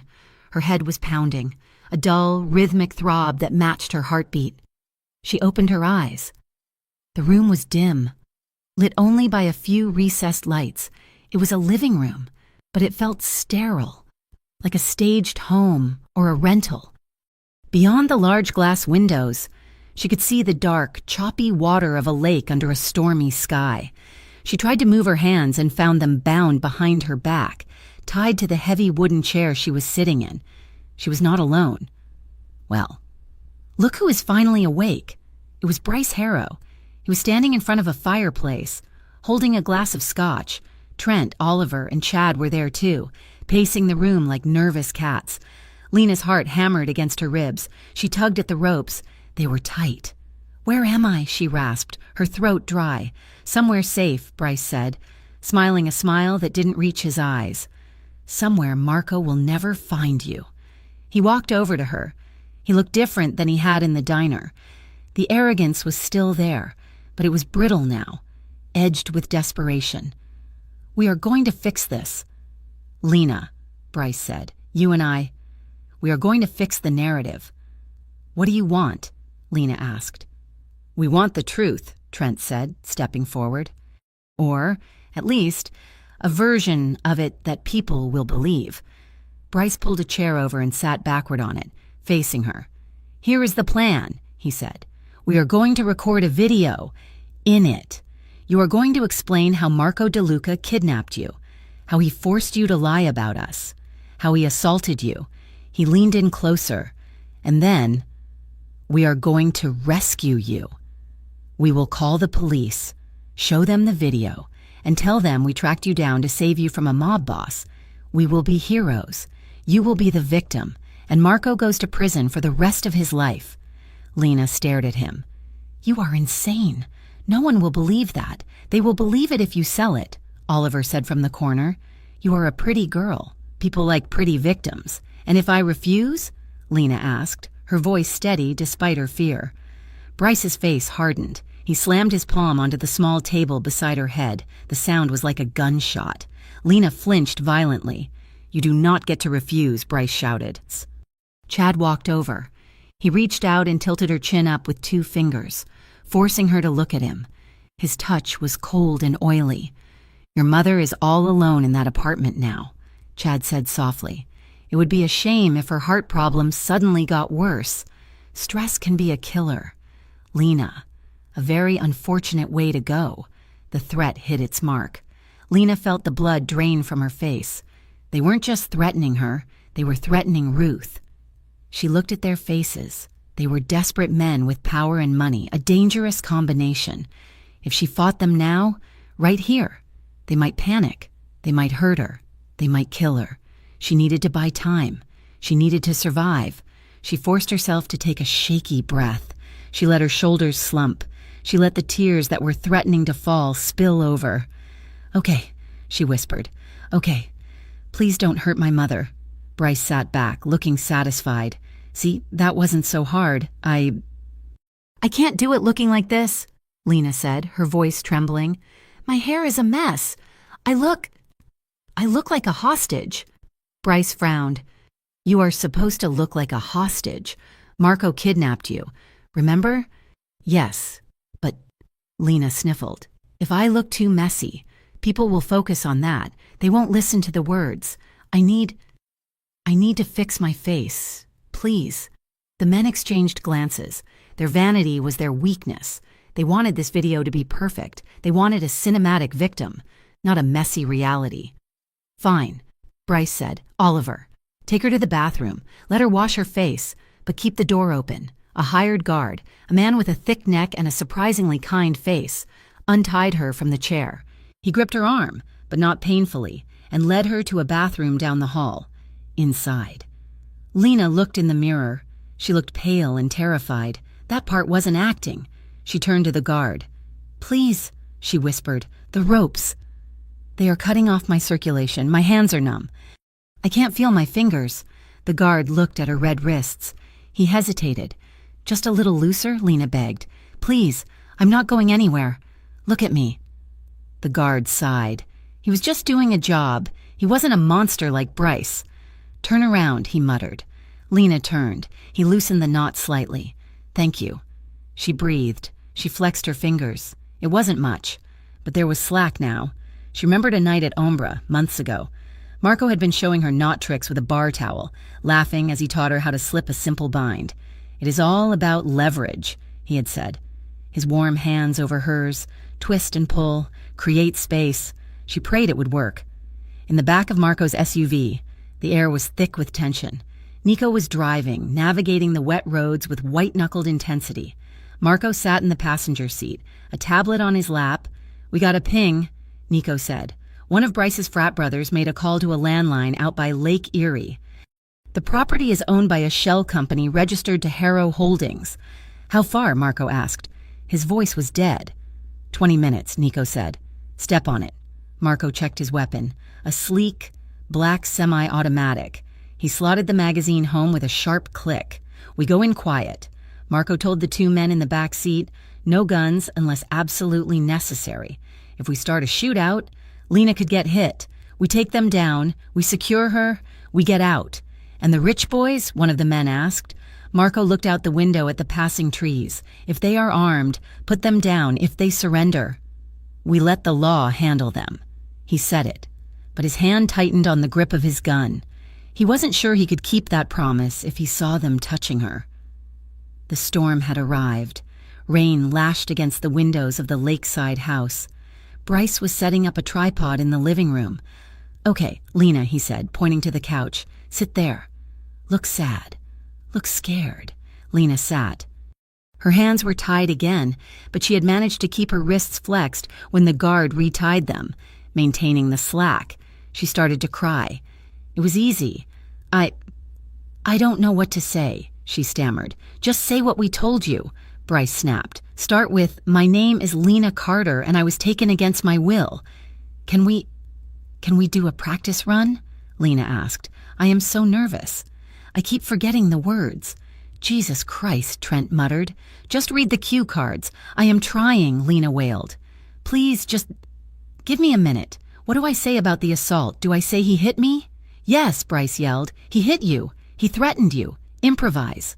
Lena was stalling. She was asking questions, making them repeat the story, looking for holes, memorizing their faces, their names, the layout of the room, and all the while, she was twisting her wrists. Twist, pull, twist, pull. The rope was giving. Outside, shadows moved in the rain.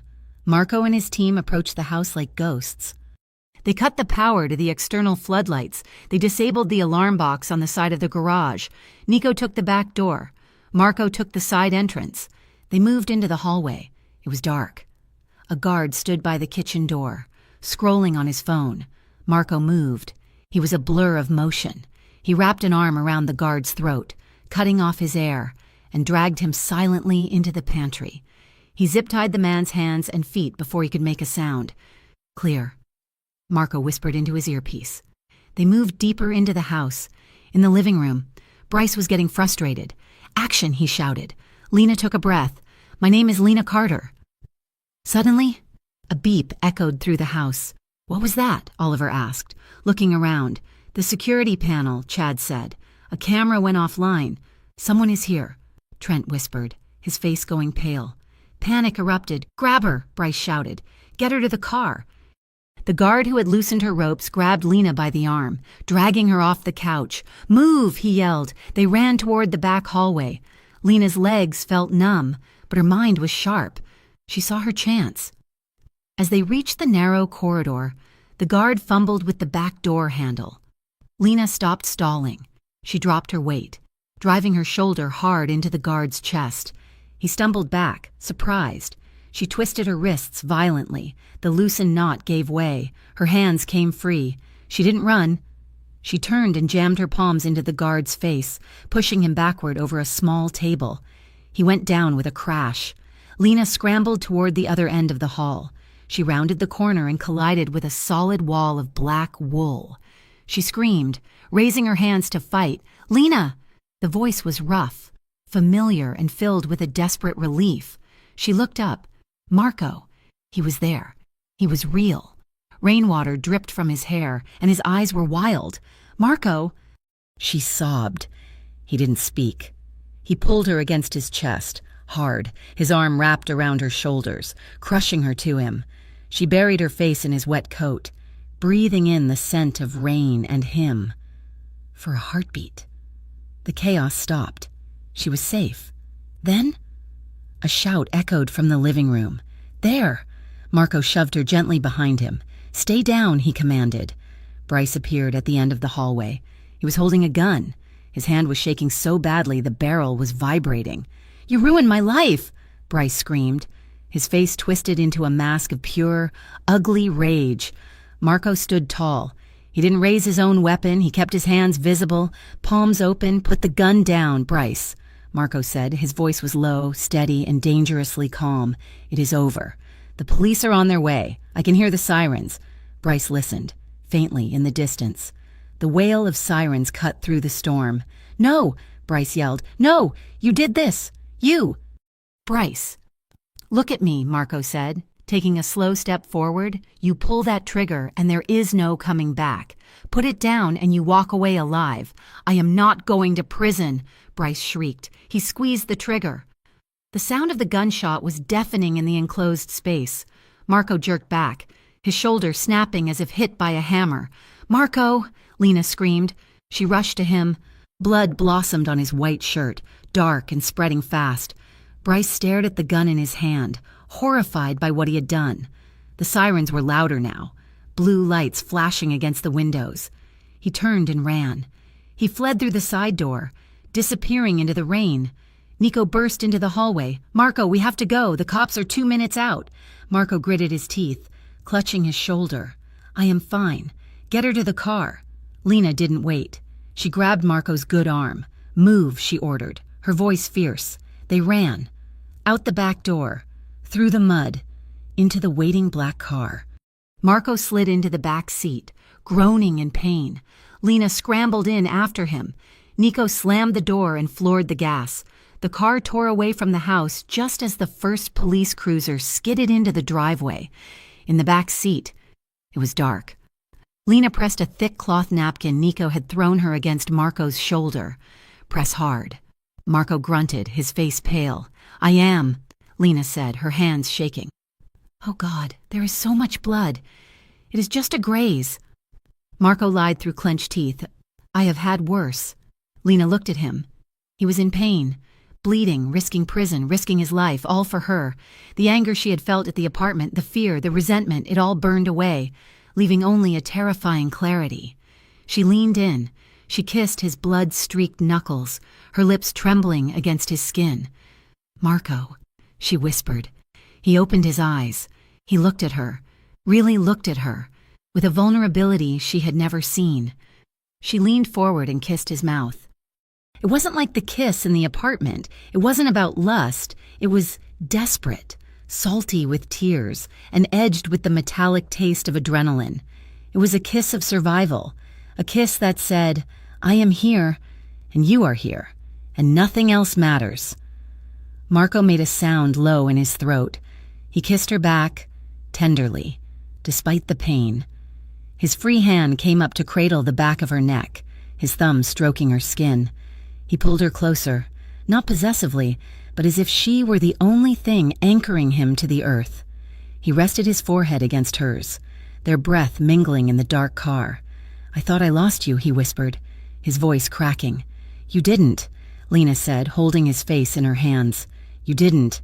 The rain drummed on the roof, a steady rhythm against the silence, as the car sped through the night, carrying them away from the nightmare and toward whatever uncertain future lay ahead. The safe house was quiet, a stark contrast to the chaos of the lakeside storm. It was an unassuming brick row house in a neighborhood where people kept their blinds drawn and their questions to themselves. Inside, the air smelled of rubbing alcohol and old dust. Marco sat on the edge of the narrow bed, his shirt stripped off, revealing the dark bruising already forming around the angry red gash on his shoulder. A doctor, a man Marco had called, who clearly did not work out of a hospital, was finishing the stitching. The needle moved with efficient, silent precision. Lena stood by the door, her arms wrapped around herself. She was still shivering, though the room was warm. She watched the needle pierce Marco's skin, flinching internally with every pass, but she refused to look away. She refused to leave the room. Even when Nico had suggested she go rest in the den, she needed to see him. She needed the visual confirmation that he was breathing, that the blood had stopped, that he was still here. "All done," the doctor said, snapping his gloves off. "It is a clean graze. Marco, you got lucky. Keep it dry. Change the dressing twice a day. I will leave the antibiotics on the dresser." Marco nodded, his face pale under the harsh overhead light. "Thank you, Doc." Nico escorted the doctor out, the heavy front door clicking shut with a finality that made the silence in the room even louder. The adrenaline that had fueled Lena for the last 4 hours suddenly evaporated, leaving her hollow and trembling. Her legs gave out, and she sank onto the edge of the mattress beside Marco. He turned to her, wincing slightly as the movement pulled at his fresh stitches. He reached out with his good hand, his fingers warm and rough, and covered hers where they rested on her knee. "I am sorry," he said, his voice rough with exhaustion. "This was not how I wanted tonight to go." Lena looked at his hand, then up at his face. He looked tired. The invincible armor he wore in the world, the suits, the glare, the reputation, was stripped away. He was just a man who had taken a bullet for her. She took a shaky breath. The words she had been swallowing for weeks, the truth she had been too afraid to admit even to herself in the quiet of her own apartment, rose to her throat. "I love you," she whispered. The room seemed to stop. Marco went still. Her voice was small, but it was steady now. She turned her hand over, interlacing her fingers with his, gripping him tight. "I love you, Marco, and I was so terrified. Every time you walked through the door at the restaurant, I felt my life tilt. It scared me. It scared me because I knew you were dangerous, and I knew I should run. But it also made me feel seen. For the first time in my life, I felt like I wasn't just part of the furniture." Marco looked at her, his dark eyes searching her face. A faint, disbelief-edged smile touched his lips, softening the hard lines of his jaw. "Lena," he murmured. He shifted, ignoring the pain in his shoulder, and turned fully toward her. "I fell for you the night you stood up to them," he confessed, his voice low and intimate, "in the diner. You were shaking. I could see it. But you stood there and you told them no. You had no backup. You had no money. You had nothing but your own dignity, and you refused to let them take it." He squeezed her hand. "I have spent my life around men who think power comes from fear," Marco said. "But watching you, that was real power. Your stubborn courage made me want to be someone worthy of it, someone worthy of you." Lena felt a tear slip down her cheek. She didn't wipe it away. She leaned forward, resting her forehead against his good shoulder. Marco brought their joined hands to his lips, kissing her knuckles, then her wrist. It was a quiet, profound affirmation. In the silence of the safe house, with the sirens still echoing in their memories, they cemented a bond that was forged in danger but held together by something far stronger. The peace did not last long. The world outside the safe house was waking up, and it was hungry for a story. By the next morning, the news cycle was spinning out of control. The incident at the lake was being reported as a gang confrontation. Early reports, fed by high-priced publicists hired by Bryce's father, painted a picture that made Lena sick to her stomach. Local businessmen attacked by criminal syndicate. The headline on the tablet screen read, "Councilman's son targeted in extortion scheme." They were twisting it. They were using Bryce's version of events, that Marco had kidnapped Lena, and that Bryce and his friends had bravely tried to rescue her, only to be fired upon. It got worse. Photos of Lena working at Ombra leaked online. Paparazzi had dug up shots of her walking into the club, smiling at Marco. The tabloids labeled her the mob mistress. They called her a gold digger who had seduced a crime boss and was now caught in the crossfire. Lena sat in the small kitchen of the safe house, scrolling through the comments on a news article. She knew what she was getting into. Typical. Plays the victim when things go wrong. She should be in jail with him. Her heart sank, a heavy stone in her chest. She saw her name, her face. Her life dragged through the mud by people who didn't know her. Rage, hot and sharp, began to replace the fear. Then the phone rang. It was Nico. They picked up your mother, Nico said, his voice tight. Lena stood up so fast her chair clattered to the floor.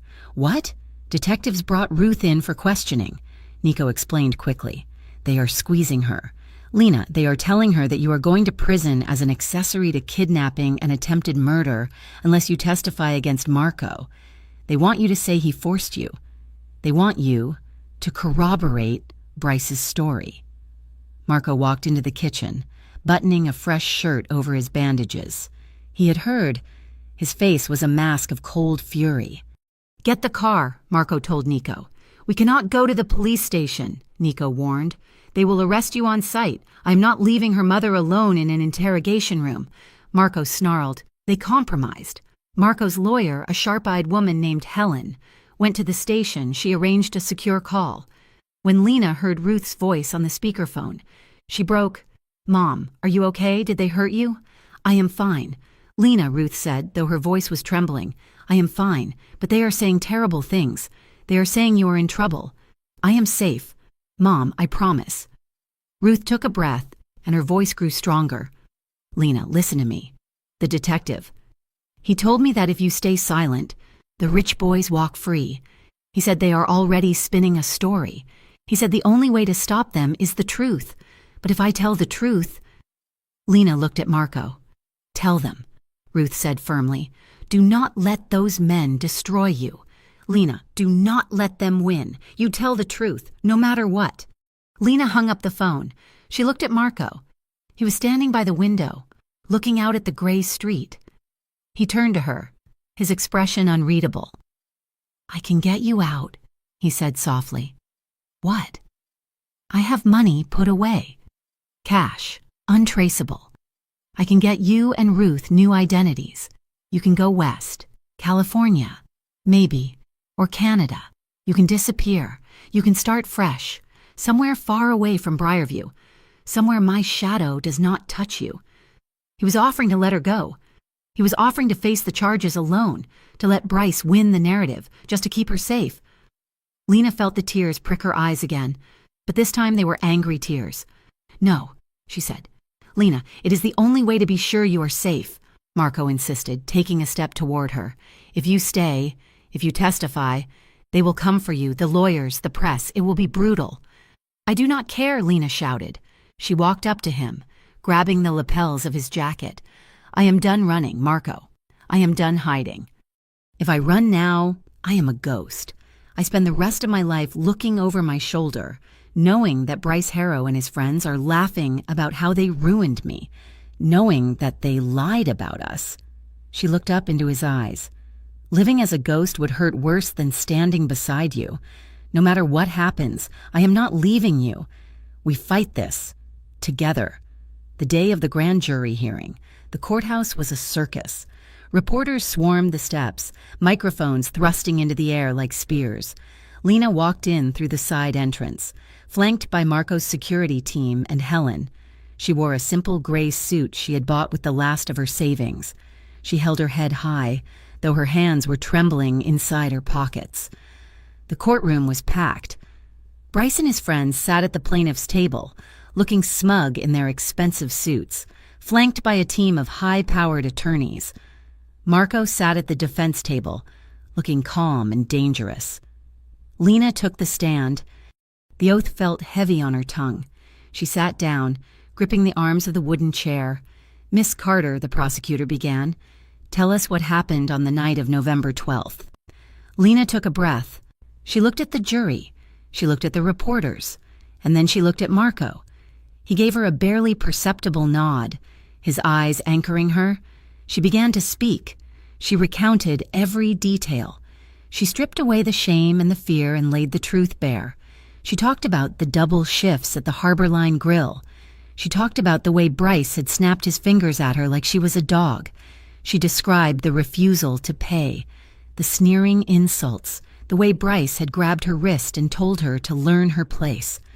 She talked about the online harassment, the lies that got her fired, the men in the alley. She described the kidnapping, the van, the needle, the terror of waking up tied to a chair.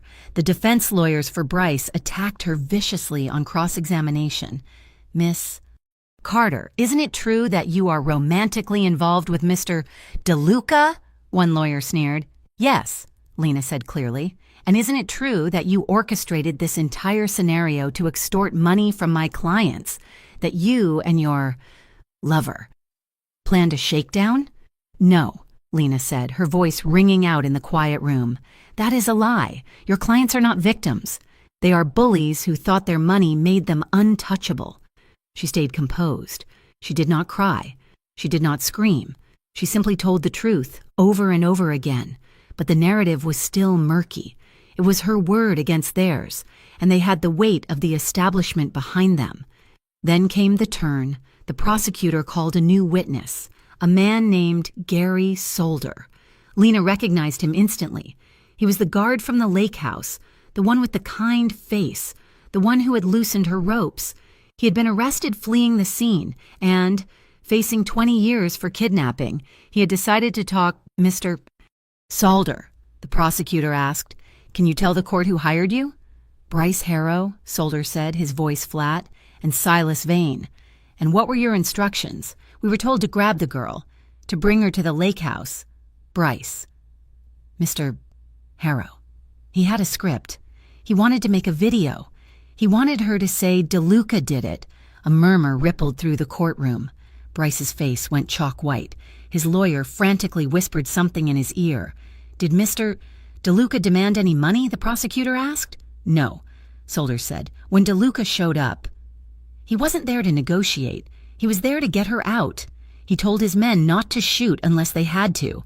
He just wanted the girl safe." The carefully crafted victim narrative of the rich men shattered in that moment.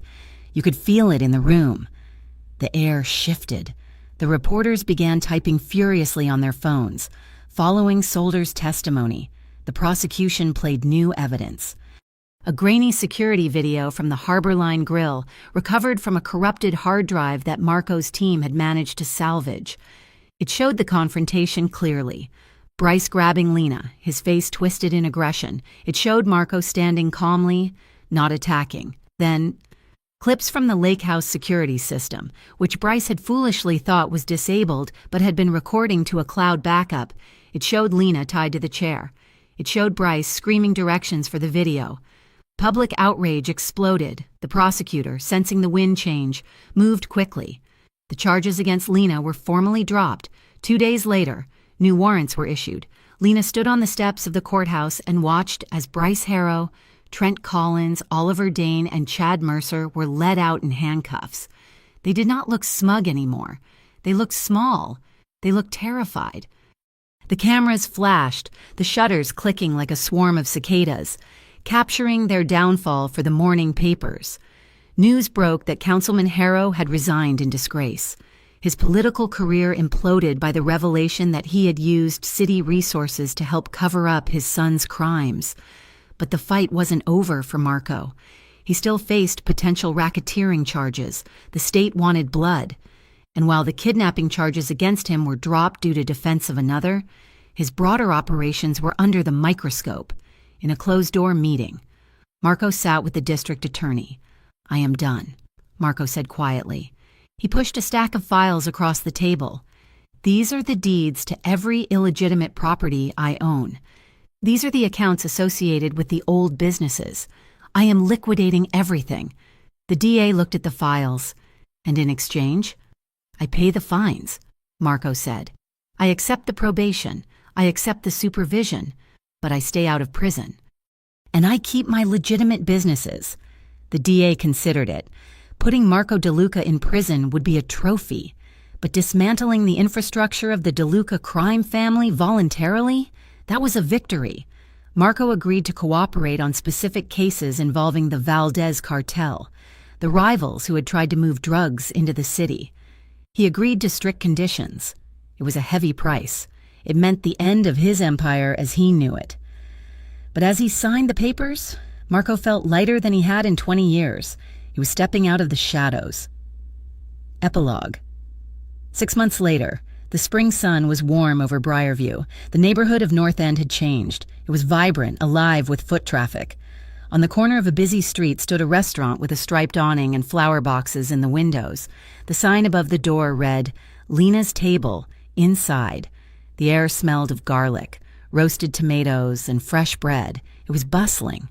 Every table was full. Lena moved through the dining room with a natural, easy grace. She wasn't wearing a uniform anymore. She wore a soft blue dress that moved with her. She greeted regulars by name, laughing at a joke from Mr. Henderson, who had followed her here from the old diner. Ruth sat at a corner table, looking healthier than she had in years. Her color was back, her laugh loud as she gossiped with two other older women over tea and biscotti. The kitchen was humming, and at the center of it, not cooking but directing the flow like a conductor, was Marco. He wore a crisp white shirt, sleeves rolled up, revealing the faint scar on his forearm. He looked at ease. He looked happy. In the middle of the service, the bell above the door chimed. A group of 4 young men walked in. They were loud, wearing college sweatshirts, carrying the boisterous energy of youth and entitlement. They sat at a table near the window. A teenage server, a girl named Maya who was new and nervous, went to take their order. One of the boys made a crack about the prices. Another made a joke about not tipping if the water wasn't cold enough. They were just boys, posturing. But Maya looked terrified. Lena saw it. Her spine stiffened. She started toward the table, ready to intervene, ready to protect her staff the way she wished someone had protected her. But before she reached the table, she felt a familiar warmth at her back. A hand rested lightly at the small of her back. Marco was there. He didn't look like a mob lord anymore. There was no menace in him, only a quiet, undeniable authority. He stepped up beside Lena. "Gentlemen," Marco said. His voice was calm, unblinking. The boys looked up. They saw a man who held himself with a stillness that commanded respect. They saw the way he looked at them, not with anger, but with an expectation of decency. "Welcome to my restaurant," Marco said. "We treat people with respect here. If that is a problem, there is a burger joint down the street." The boys went quiet. The leader of the group swallowed, his bravado evaporating. "No problem, sir," the boy said. "We are cool." "Good," Marco said. "Enjoy the food." He stepped back. The boys were polite for the rest of the meal. They paid the bill. They left a 20% tip. As the door closed behind them, Lena let out a breath she hadn't realized she was holding. A laugh bubbled up in her chest, a sound of pure relief and gratitude. She turned to Marco. He was watching her, that faint, knowing smile playing on his lips. She slipped her arms around his waist, resting her head against his chest right in the middle of the dining room. She could feel his heart beating steadily against her cheek. Marco folded her into his embrace, unconcerned with the customers watching. He rested his chin on the top of her head. For a moment, the restaurant faded away. The noise of the cutlery, the jazz music, the chatter, it all blurred into the background. The world narrowed down to the warmth of his body against hers. She felt his thumb drawing lazy circles at the base of her spine, a grounding, possessive touch. Her fingers idly straightened the collar of his shirt. Marco tilted her chin up. He kissed her.